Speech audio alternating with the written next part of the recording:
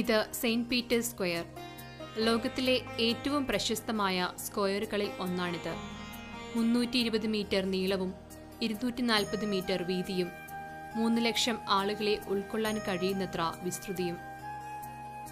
1656 1667 Alexander 12 മാർപ്പാപ്പയുടെ നിർദ്ദേശപ്രകാരമാണ് ഈ ചത്വരം നിർമ്മിച്ചത്.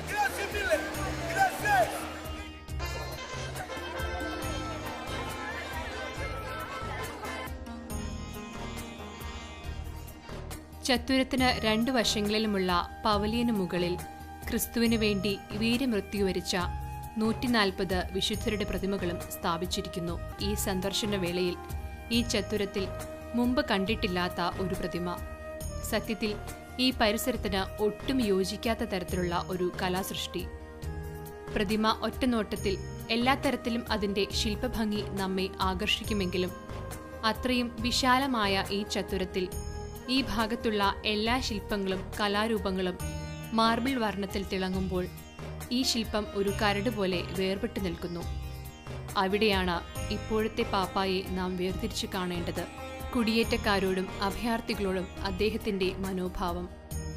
ലോകമെമ്പാടുമുള്ള കുടിയേറ്റക്കാരുടെയും അഭയാർത്ഥികളുടെയും ദുരവസ്ഥയും നൊമ്പരവും കണ്ണുനീരുമാണ് ഇതിൽ ചിത്രീകരിച്ചിരിക്കുന്നത്.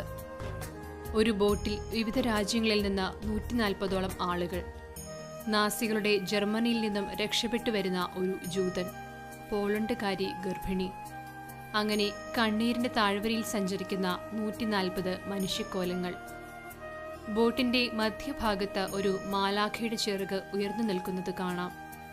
ഏതായാലും ഈ സ്ക്വയറിനു മുകളിൽ ക്രിസ്തുവിനു വേണ്ടി പോരാടി മരിച്ച 140 വിശുദ്ധരും ചങ്ങാഴത്തിലെ 140 പേരും എന്നത് യാദൃശ്ചികമല്ല.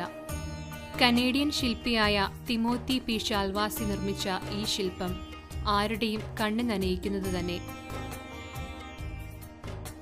കുടിയേറ്റക്കാരുടെയും അഭയാർത്ഥികളുടെയും 150ാം ലോകദിനത്തിൽ 2019 സെപ്റ്റംബർ 19 ലോകത്തിന്റെ വിവിധ ഭാഗങ്ങളിൽ നിന്ന് എത്തിയ 4 അഭയാർത്ഥികളും പാപ്പായും ചേർന്ന് ഈ ശില്പം ലോകത്തിന് സമർപ്പിച്ചു.